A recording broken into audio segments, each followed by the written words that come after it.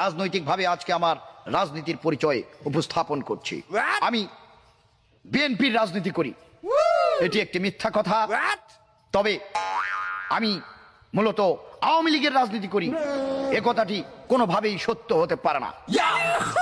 আমি কিন্তু জামাতের রাজনীতি করি, এটি মূলত সবচাইতে বড় অবিশ্বাস্য একটি কথা।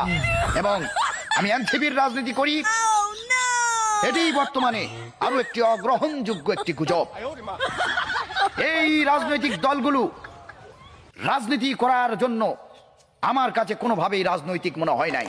আমি আমার রাজনীতি করি, সুতরাং রাজনৈতিকভাবে আমি অন্য রাজনীতিতে সমর্থন করতে পারি না। প্রিয় বন্ধুগণ, তাই রাজনৈতিকভাবে আমি কোনো দল করব কিনা সেটি আমি রাজনীতির একটি ভিডিওর মাধ্যমে আপনাদেরকে জানিয়ে দিব।